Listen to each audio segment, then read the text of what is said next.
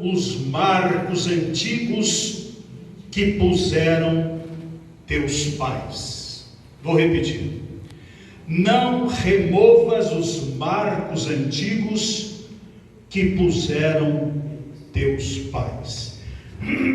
O segundo texto está em Isaías, capítulo de número 9.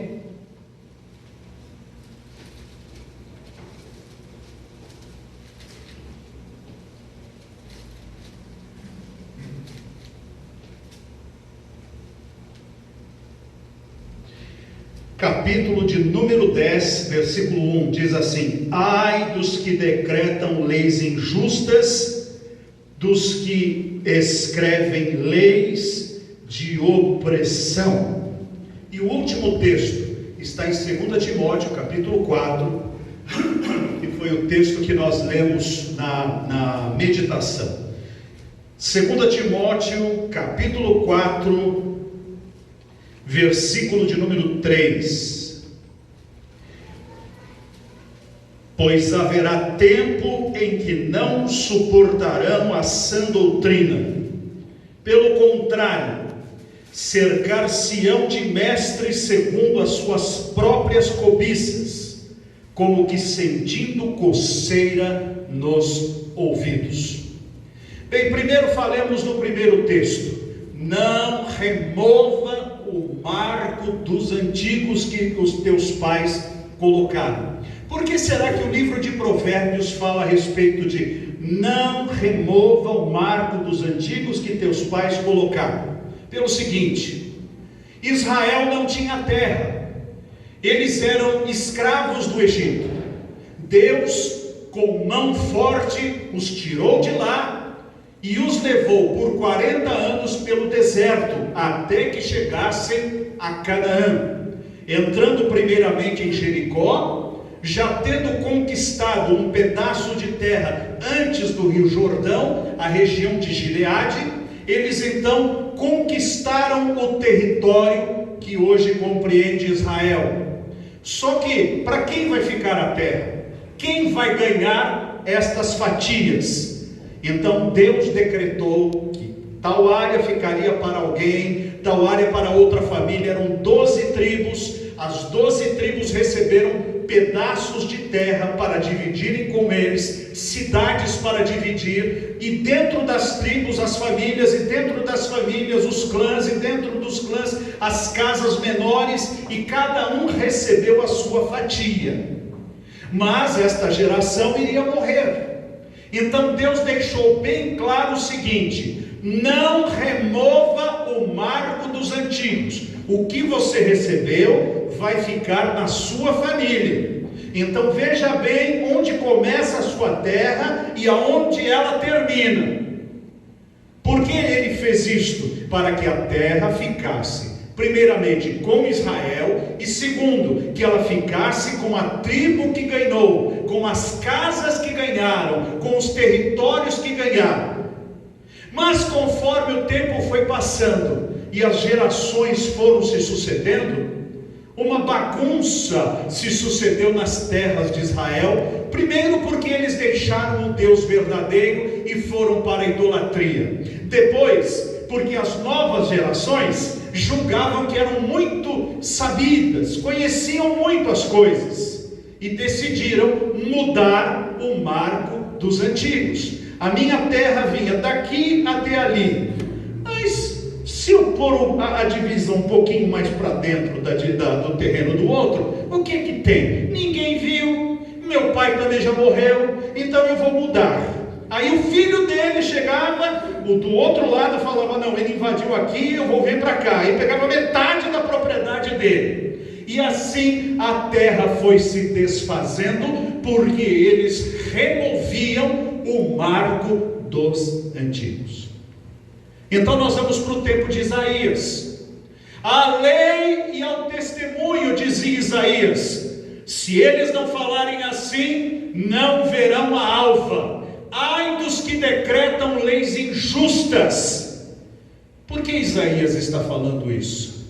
Porque muito tempo já tinha se passado, e aquelas gerações não apenas tinham mudado dado o marco dos antigos, como também estavam decretando leis injustas que feriam o pobre e engrandeciam o rico, que destruíam as famílias e as suas propriedades e transformavam Israel numa terra injusta, onde o órfão e a viúva não tinham mais a sua propriedade, e onde desfizeram todas aquelas separações de terra. Não apenas as separações de terra, mas a própria vida com Deus foi desfeita, porque Deus dera uma lei para que obedecessem, e eles não apenas não estavam obedecendo, como criaram outras múltiplas leis que Deus não tinha mandado para que eles obedecessem. Israel desviou-se do Senhor, e nós sabemos das consequências disso.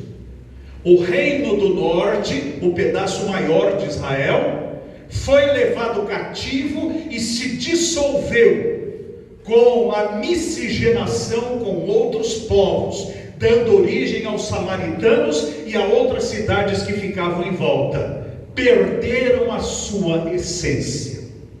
O reino do sul, Judá, foi levado cativo para a Babilônia. Ficaram 70 anos escravizados naquele país, e quando voltaram, viram os escombros da terra santa, e tiveram que ver o que é que iam fazer com aquela terra arrasada, com aquele caos.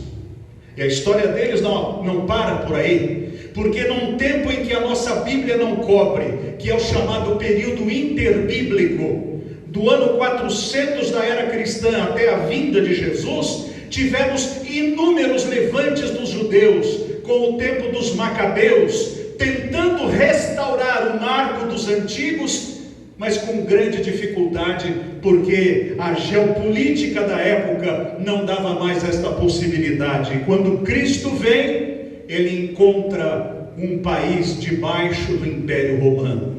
E nós sabemos bem que debaixo do Império Romano eles esperavam um salvador da pátria, que os livrasse do jugo de Roma, e pensavam que Jesus era esse Messias que lhes traria a libertação de Roma, quando se esqueceram que em Isaías 53, Jesus, que é o Messias, era antes disto o servo sofredor, que levaria sobre a cruz os pecados de toda a população.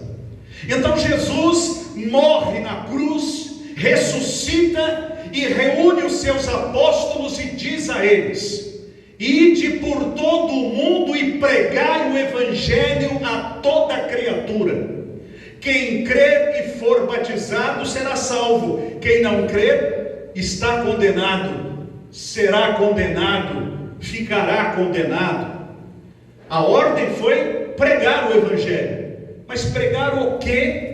De que jeito? Qual o formato? Como é que vamos adorar a Deus? Vamos adorar a Deus como se estivéssemos numa sinagoga? Vamos adorar a Deus com palavras, com hinos? Vamos adorar a Deus com leituras bíblicas? Vamos adorar a Deus de que jeito? Então os apóstolos passaram a ser estes oráculos de Deus, passando a informar a igreja que nascia a história de Jesus, o evangelho de Jesus, e a maneira com que nós deveríamos proceder no culto, no ensino, no doutrinamento, no estabelecimento de igrejas, na maneira de tratar o próximo e na forma de esperar Jesus voltar. Este é o Novo Testamento. Nele nós encontramos tudo que Deus determinou para que nós não removêssemos o marco dos antigos. Que marco é esse? O das terras dos judeus? Não, porque hoje a nossa terra prometida não é mais a Palestina. A nossa terra prometida é a Nova Jerusalém, é o céu. E que marco dos antigos é este? Seria divisórias de terrenos dos céus? Não, seria a obediência a tudo o que foi escrito nas páginas do Novo Testamento. Esta igreja é chamada de Terceira Igreja Batista de Osasco. Ela é terceira porque foi a terceira fundada neste município, há muito tempo atrás. Fundada pela primeira, não foi? Pela segunda. E a segunda foi fundada pela primeira? Não. Outras igrejas de fora fundaram. A primeira igreja de Osasco foi fundada por outra, que também muito mais antiga do que a primeira. E a igreja que fundou a primeira de Osasco foi fundada por outra. E que foi fundada por outra, que foi fundada por missionários americanos que trouxeram o evangelho a essa terra, que ensinaram a maneira de obedecermos a palavra, a maneira de crermos da maneira bíblica e batista. Nos ensinaram como celebrar as ordenanças de Jesus, como procedermos no culto a Deus, nos cânticos, no louvor, nas orações, no serviço ao próximo, no procedimento como uma boa igreja. Mas as gerações foram se sucedendo, e a semelhança das gerações dos judeus, que julgavam que mudar o marco dos antigos daqui para uma pontinha para lá não vai fazer nenhuma diferença, então começaram a mudar a nossa forma de crer, e começaram a mudar a nossa forma de adorar a Deus. O culto antes racional, de um povo que cantava hinos que glorificavam a Deus e apresentavam o evangelho ao próximo, deixou de cantar estas músicas e passou a cantar músicas que enalteciam o ser humano, que conclamavam a prosperidade e a autofelicidade. O povo deixou de cantar racionalmente a Deus e passou a transformar a plataforma como um palco de espetáculos, deixando a adoração congregacional em segundo, terceiro, quarto, quintos lugares. Então, se aqui é um palco, vamos proceder como animadores de auditório. E o culto deixou de ser um culto espiritual para Deus, para a pregação da palavra ao homem, para ser um show business, para agradar ao auditório, quiçá aos seguidores desta igreja, para que pudessem vibrar a hora que vissem um bom espetáculo público nas suas plataformas. O louvor que era dirigido a Deus agora passou a ser elemento de venda, para que eu pudesse me tornar um grande artista, um artista primeiramente gospel, e depois, como gospel não dava muito dinheiro, vou para o mundo e ganho fama, dinheiro e poder lá fora. Vai ficar melhor se eu pintar isto aqui tudo de preto, porque vai pegar melhor na câmera, e isto vai ficar mesmo com cara de estúdio. Afinal, cara de igreja não precisamos ter. Vamos mudar o marco dos antigos. E aos poucos, as igrejas cristãs abandonaram o marco dos antigos. Este livro foi relegado como apêndice religioso, não mais como o coração, o coronário que sustenta o corpo, que dá vida à fé. A Bíblia passou a ser um tipo de self-service. Eu uso o que me é apropriado. Eu destaco textos que vão ser úteis àquilo que eu falo, àquilo que eu prego. Se aqui eu encontrar alguma coisa que me puxe a orelha, ou que me mande mudar de comportamento, simplesmente eu viro a página. Havia um pastor que foi visitar uma irmã em Cristo, e ela então feliz da vida disse: olha pastor, aquele texto bíblico diz assim e assim. E o pastor disse: olha minha irmã, ele não se encontra nos melhores textos em grego e hebraico, segundo tal versão. É? Aí aquela irmã pegou e rasgou a página. Aí, e aquele? Não, esse também tem muita controvérsia. E ao longo de um mês, mais ou menos, essa irmã foi falando com o pastor, e um dia ele foi visitar esta irmã em casa e disse: irmã, me dê a sua Bíblia para que eu possa lê-la. Deu um toquinho lá. Disse assim: mas por que sua Bíblia está toda rasgada? Eu disse: ué pastor, O Senhor disse que aqueles textos não valem mais, o que sobrou foi isso. Veja se dá para usar. E é isso que nós estamos vivendo nos dias de hoje. Tempos difíceis, onde as pessoas procuram mestres que possam ensinar aquilo que elas querem escutar. Moralmente, a Bíblia trata de pecados morais como pecado. Mas o Evangelho, que mudou a marca dos antigos, trata o pecado como conflito psicológico e emocional.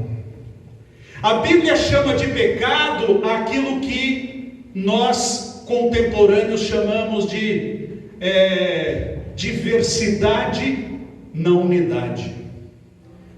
Ou nós voltamos para este livro e restabelecemos os marcos dos antigos, ou não vai sobrar muito do Evangelho que Cristo mandou pregar, porque ele se tornou uma coisa absolutamente diferente daquilo que deveria ter sido.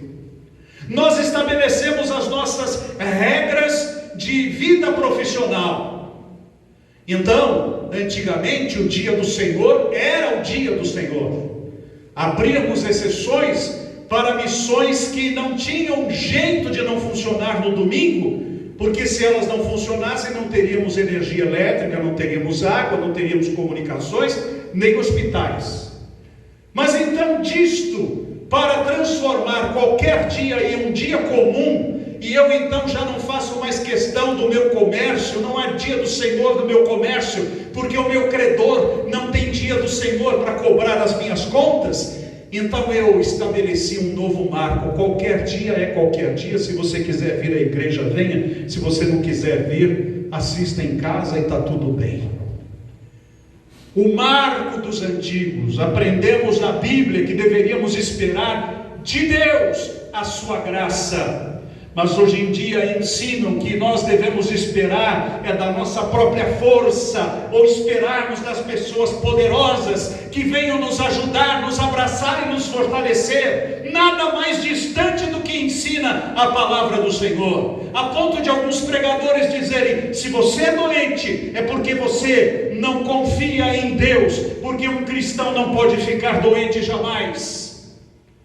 Bem, apóstolo Paulo, você que foi pregar em Corinto por causa de um problema no olho, e quiseram arrancar o olho para dar para você. Você que lá na Galácia também estava com problemas oculares, em várias cartas suas você assina: olha, eis que eu assino o meu nome, olha que grandes letras eu escrevia isso porque não enxergava. Você não podia ser cristão na nossa época. Ô Timóteo, você que tinha uma bela de uma úlcera, onde o apóstolo Paulo diz assim: não tome só água, tome vinho misturado com água, por causa das suas constantes dores de estômago. Ele não tinha esses omeprazol e essas coisas todas para estômago. Então, coitado do Timóteo estaria em maus lençóis nas igrejas, onde os pregadores dizem que não podem ficar doentes. Aliás, esses pregadores, muitos que já faleceram porque ficaram doentes. Então eles não poderiam ter falecido, porque a morte é uma hecatombe da saúde. Então não poderiam ter ficado de forma nenhuma enfermos. Se você for pobre, você não teme a Deus, porque Deus promete bênçãos materiais para todos aqueles que temem ao Senhor. Nada melhor do que esse desvio da palavra. Porque se no Velho Testamento o foco da bênção divina era na sua prosperidade e na sua longevidade e na sua fertilidade, por outro lado, no Novo Testamento, que é o nosso testamento, encontra o Senhor Jesus dizendo assim, que nós tendo que, como o apóstolo Paulo dizendo, tendo o que comer e com o que nos vestirmos, vamos nos dar por contentes. Encontro Jesus dizendo assim: as raposas têm os seus covis e as aves do céu têm os seus ninhos, mas o Filho do Homem não tem onde reclinar a cabeça. Eu encontro Jesus dizendo: não ajuntai tesouros na terra, onde nem a traça e a ferrugem corroem, os ladrões minam e roubam, mas ajuntai tesouros no céu, onde nem a traça e nem a ferrugem consomem, e nem os ladrões minam e roubam, porque onde estiver o vosso tesouro, ali estará também o vosso coração. O marco dos antigos, dos apóstolos, está na mão de cada um de nós. É hora de voltarmos às páginas das Escrituras. Me lembro de uma igreja há muitos anos atrás, quando a Memorial ainda era um caracol. Não sei se alguém se lembra, o templo da igreja Memorial. Lembra disso? Não chegou, conhece a Memorial de São Paulo? Que ficava na Viriara. E era um caracol. Descia de lá era o templo. Eu era um jovem que estava num conjunto em 1980.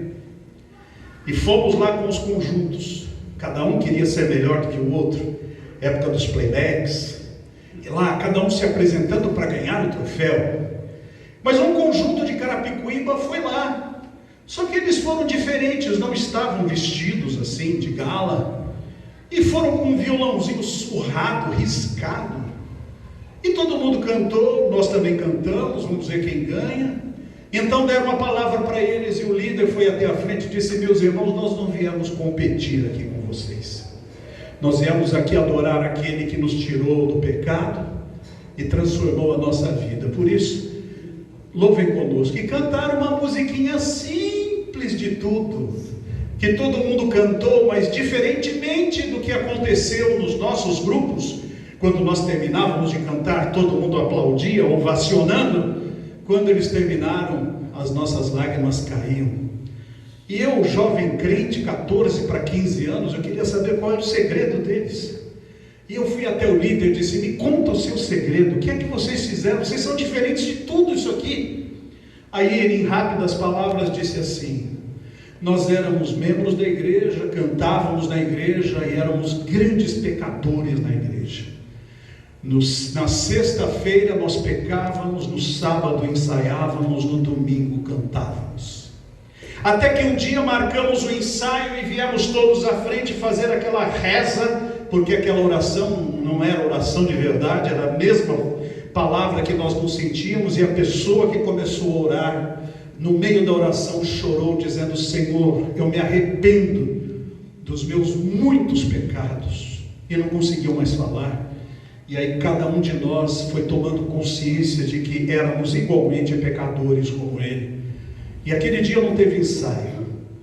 No dia seguinte estávamos todos contritos, querendo levar Deus a sério. Isso faz um ano, e a nossa vida foi transformada, porque nós voltamos ao marco dos antigos. Igreja Terceira de Osasco, o marco dos antigos foi herdado por nós.